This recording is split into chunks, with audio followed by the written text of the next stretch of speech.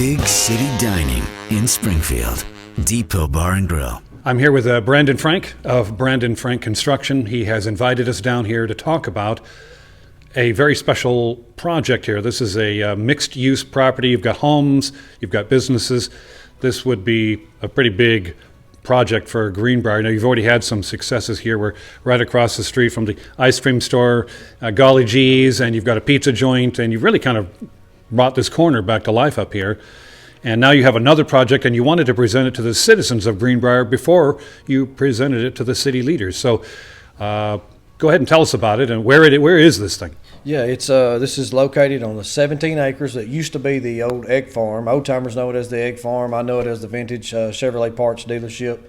There's an old rock house up there. It's in between the Franklin Center and the ball fields on the highway. Like I said, it's 17 acres. We have there's a 14,000 square foot warehouse on it that we're going to utilize, remodel it, looking to turn it into a sportsplex, which is very exciting.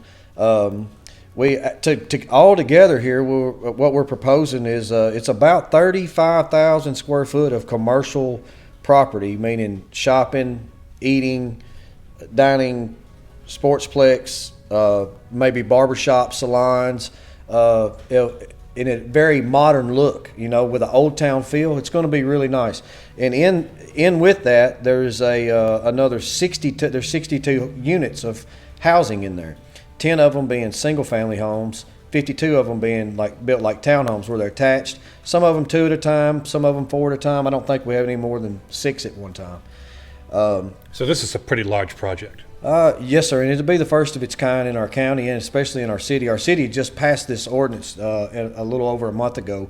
We've been working on, me and my designer have been working on this drawing for about 8 months. So this ordinance has nothing to do with this project. This is an ordinance that allows certain properties to be used in a mixed capacity, which is residential and commercial things going on simultaneously. Is that right? Yes, sir. That's correct. Yeah, So you're jumping on top of that with this, even though the city hasn't seen it. That's what you will jump on top of. Yes, sir. Yes, sir. We're trying to take advantage of it right out of the gate. This thing is going to have so many amenities in it. We're in negotiation right now. We've been talking with a chain restaurant steakhouse. 2 different hardware stores, and they're not looking to be like a 1,000 square foot hardware store. They're looking to be, I think, 8,000 square feet. The restaurant is looking to be at least 5,000 square feet, and it's a nice chain restaurant. So you're talking about a real sit down. Yes, sir. Yes, sir. It's a really nice place. I think our citizens are going to be excited if we can get this thing. It's got a lot of hurdles. This is very preliminary. What our goal here today is to hopefully get the community on board. I'd like to get their input, and I'd love to have them be part in recruiting other businesses to it, helping us get some other people here. Because I just want to build off the momentum that we've got here from the Town Square Commons. It's been unbelievable the support that the city and people around us have showed these businesses. Tell me about this sports complex. Yeah, I've been looking for 5 years. We've purchased land and sold land, trying to find a place to put a sportsplex, for something for our youth to do. This whole county is really missing that, I feel. I think people are really trying. I was at a meeting the other day, and they're trying, but we're really missing that. And we've lost the skating rink, and we've lost the bowling alley. This would be really nice to go to a facility like we're proposing. You'd have to probably go to Franklin.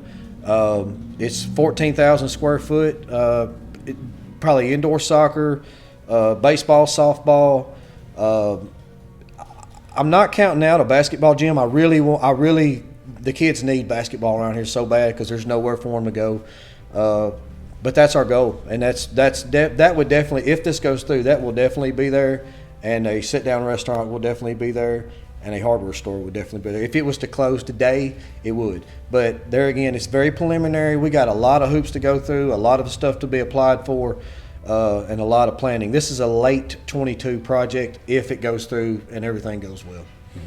Now, this project, it seems to be on a main road, so what would it do to traffic in the area? Well, we're in the preliminary stage. I'm sure there will be a traffic study, because once you get to a certain number of on acreage, I can't remember exactly what it is. I think it's 100 homes, but this is different than that. This will be the first one of its kind, so I don't know exactly how that's going to work. There again, very preliminary, but I'm sure there'll be a traffic study.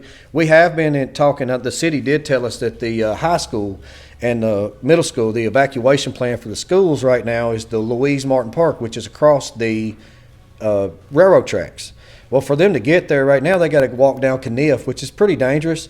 So we are going to integrate a 10-foot sidewalk into our running trails. We have running trails, walking trails, sidewalks, but we're going to integrate that in, and it will come down the front of the building so that if they ever did have to evacuate, it could be safely done.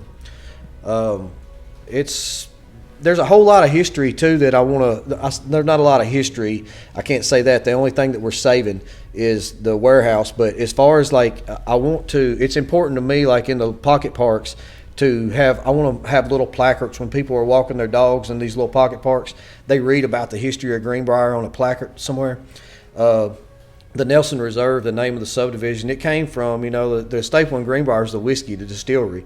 That's where I got the Nelson family was the one that started that, and that's where this name come from. We're really excited about it here. I hope that it's got a lot of hurdles and a long way to go, but I hope the community gets as excited as we are, and we get a chance to do this on 17 acres, and the revenue for the city is going to be unbelievable.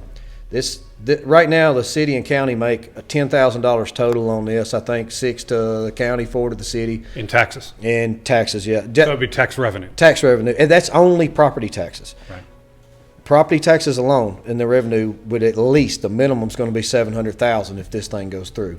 That don't include your liquor taxes. There are optional taxes. So it could be a good revenue fall for the city. Oh, it's going to be a cash cow for the city, to be honest with you. But there again, it's got a long ways to go. We right now we don't have the sewer taps.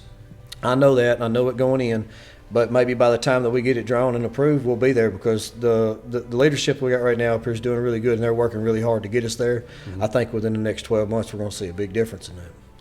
Well, thanks for taking the time to Yes, sir. invite us out here to chat with you about it. It looks like a very interesting project. Well, of course, we'll see what the community thinks about it in comments. I don't think you'll have to worry about that, and we'll see if you can get the buy-in. Yeah. Thank you, sir. I appreciate you coming out. If you want a beautiful yard, don't go to one of those places that have a plant section. Go to Corbin Creek Greenhouse. Plants are all they do. Corbin Creek Greenhouse has been dealing with plants for generations. Their friendly, knowledgeable staff will answer all of your questions, whether they're simple or highly complex. So when you're ready to take down the neighbors with the best landscaping on the block, you want Corbin Creek Greenhouse.